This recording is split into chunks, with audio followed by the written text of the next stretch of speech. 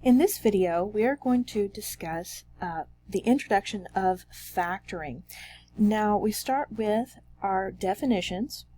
When we take 2 times 3 and we multiply them and we get 6, that is, of course, multiplication.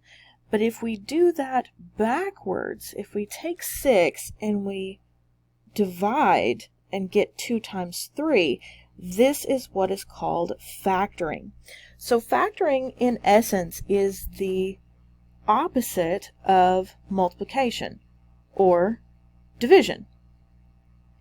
So we are undoing multiplication when we are factoring. And we have two types of factors. We have the basic factors. So if they ask us to list all the factors of 6, well, 2 and 3 are factors, but we also have the possibility of 1 times 6 is also a factor. So 1, 2, 3, and 6 are all factors of 6. But more commonly, we're going to want the factor pairs of 6. What numbers multiply to 6? So 1 times 6 would be a factor pair, and 2 times 3 would be a factor pair. And because factoring is the undoing of multiplication, factors are also called divisors because they divide the number, the composite number, evenly, as opposed to prime factors, which cannot be divided any more than they already are.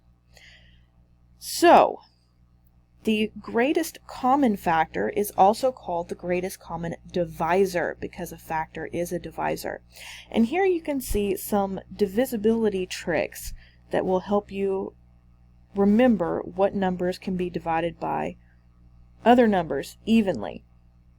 If a number is even, it can be divisible by 2. If the sum of the digits is divisible by 3, it will also be divisible by 3, and etc.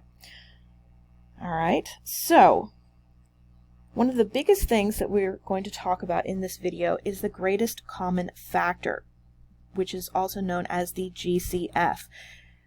Since greatest common factor is also sometimes called the greatest common divisor, we have GCF and we also have GCD. Now, mathematicians are not that creative when it comes to naming things. So the greatest common factor is the largest multiple or the largest factor in a list that the two numbers have in common. And we are going to talk about a couple of different ways in which to do this. So we have our first example here. Find the greatest common factor between 18 and 24. So we're going to start the same way for each of the methods. We're going to take the lovely numbers that they gave us and we're going to factor them out as much as we can until we get all prime numbers in the factors. So 18, well, a factor pair for 18, how about 6 and 3? Okay, well, 3 is prime, but 6 is not, so we're going to branch that out again. And 6 is 2 times 3, and bring down that 3. So 18 is 3 times 2 times 3. And it actually does not matter what factor pair you start with. Let's say we had 18 and instead we started with 2 times 9. Well, 2 is prime and 9 is not. We can do that into 3 and 3. Bring down the 2, and we still get the prime factorization of 18 as 1, 2, and 2 3s. So it doesn't matter which factor pair you start with. You will get the same prime factorization being the factors are all prime of that number. Alright, so we also want to do 24. I'm going to do 24 in green so we can easily see the difference between the two. One of the biggest setbacks of this branching method is that your numbers can run together, which will get very confusing if they're really large numbers. So 24, let's do 4 times 6. Neither one of these are prime, so we'll branch each one. 4 is 2 times 2, and 6 is 2 times 3. Now, if we don't put the multiplication sign between these two middle 2's, we may think that it's 22, so be careful there. Okay, so there's the prime factorization of both numbers. So now we come to the matching part. So the GCF will be the match of the factors that are in common. So we have 1, 2 that are both in 18 and 24, and I'll bring that down.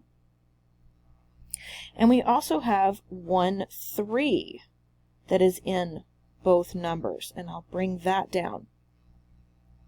Multiply these, and that's your GCF. Now this can get very confusing very quickly because our numbers can run together, and what if we forget to bring down a number in our branching? So there's also, instead of just circling and pulling down, we can rewrite these each. So 18 is 1, 2, and 2 3s, so I'm going to do 2 times 3 times 3. And 24 is 3 2's and 1 3, so that would be 2 times 3, and then I'm going to skip this one because 24 doesn't have a second 3. And then I also have another 2 2's. Okay. And then the GCF will match in the columns that we just paired on top of each other.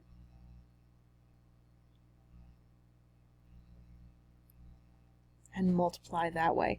This method of putting them in order stacked on top of each other tends to decrease the number of errors. But which method you prefer is entirely a personal choice.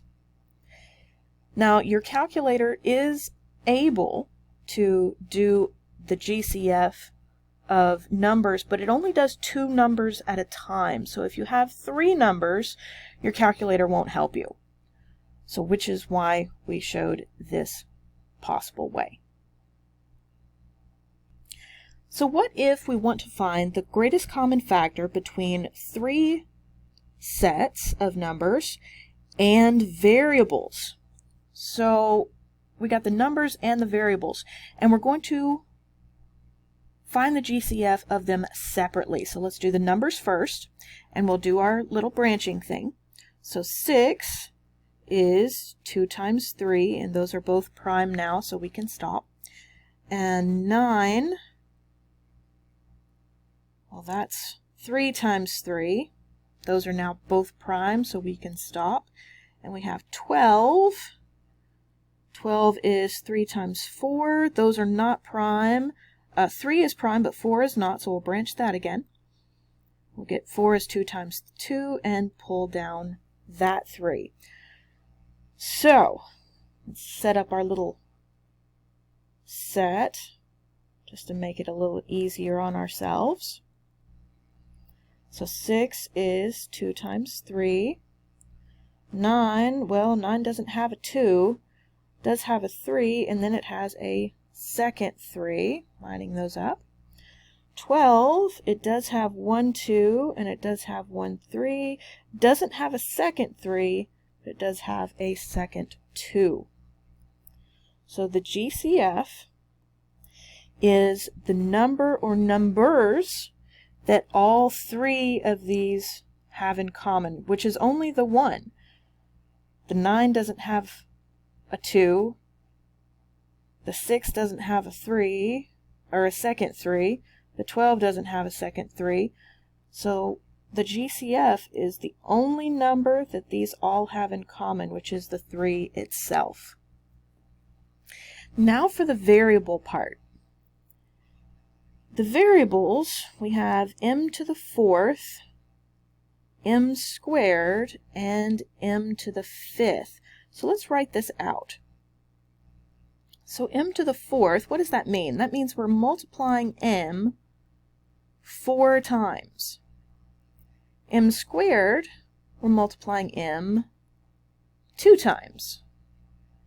And m to the fifth, we're multiplying m 5 times. So the definition of the GCF does not change. It's the product of everything they have in common.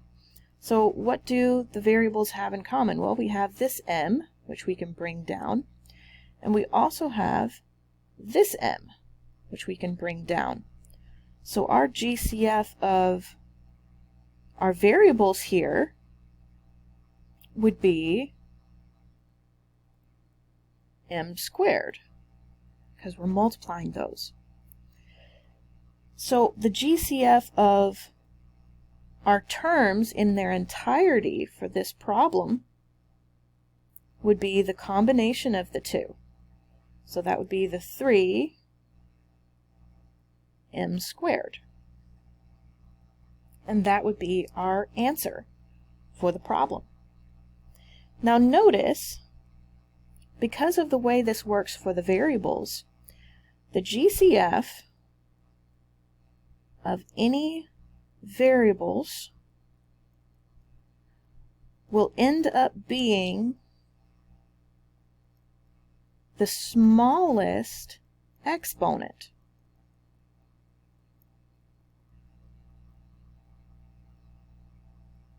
Because they don't have any others to match for the other terms. So the GCF of any variable part will always be the smallest exponent among them. So factoring is undoing multiplication, but it's also a process where we start with the completely multiplied form of the polynomial, and then we're reversing it, so when we're done, we're going to have something that looks like distribution, so that we're ready to multiply. And this process is called factoring itself. And when we're finished, we'll have something that looks like distribution, and it is called the factored form. So we have here 8x squared minus 6x, and we want to write this in its factored form, which involves factoring out the GCF. So the first thing we want to know is, what is the GCF between these two terms? So the first thing we're going to do is find the GCF of the number part. So we got 8, and that factors into 4 and 2. And those are not both prime. 4 isn't, so we'll branch it again and bring down that 2. Those are all prime, so we can stop. We also have 6, which is 2 times 3.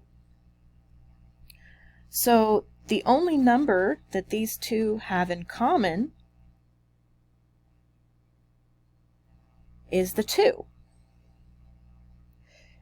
Alright, well, we also have the variable part. The variable part will always be the smallest exponent. Always be the smallest exponent. So let's combine these. So I have the 2 from the GCF of the numbers. Then I also have the smallest exponent between the two. Well, that is x squared, and x to the first, when we don't see an exponent, but we do see a variable, the exponent is 1. So the GCF of the variables here is x to the first. And now I'm going to divide. So I have 8x squared divided by the GCF. So the 2x. Okay, we're going to simplify those. So we have the 2x of the GCF. 8 divided by 2 is 4. And when we have variables like this, division, we subtract their exponents. So that would be 4x. 2 minus 1 is 1, so that'd be 4x to the first, minus 6 divided by 2, which is 3, and then anything over itself is 1. Okay, and so for our final answer here, we would have the 2x of the GCF multiplied by 4x minus 3, because we don't write 1. 3 times 1 is 3, but we don't write the 1 of the exponent. So this is our final answer.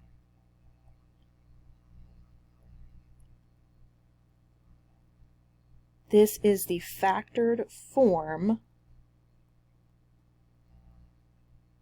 of 8x squared minus 6x. So we're undoing multiplication. Thus, when we're finished, we're going to get something that looks like we're ready to distribute. So let's do it again. We want to write this polynomial in factored form by factoring out the GCF.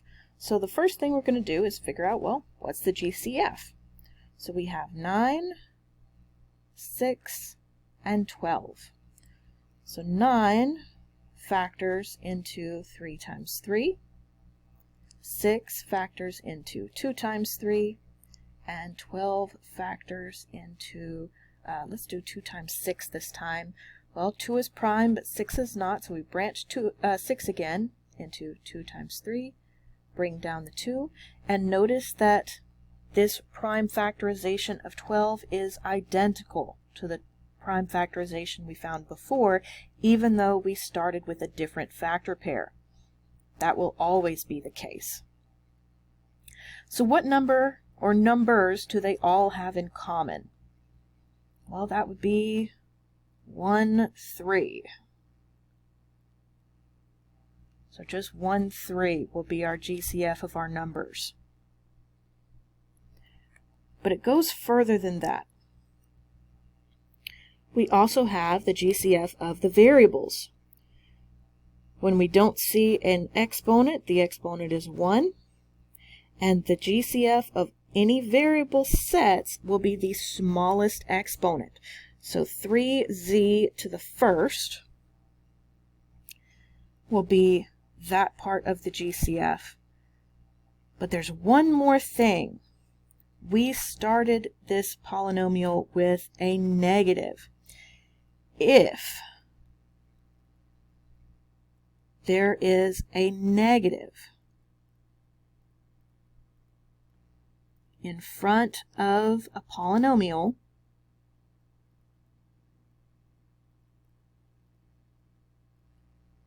we will factor it out as a GCF. And this will happen every time. We do this because it makes some of our factoring a lot easier later.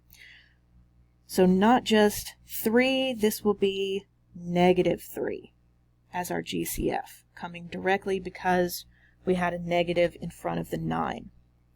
So now let us divide. So negative 9z cubed, 6z squared, 12z, and we're dividing this by the negative 3z of our GCF. Simplify.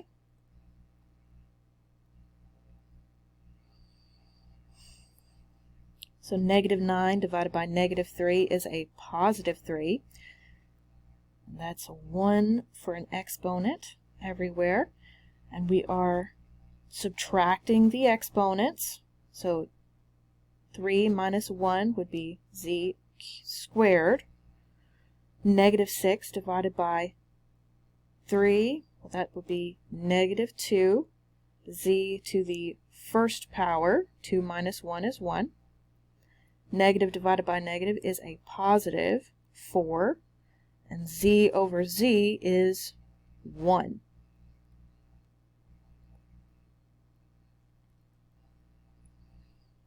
So our final answer for this factored form would be negative 3z in front, and then in our parentheses we'll have 3z squared minus 2z plus 4.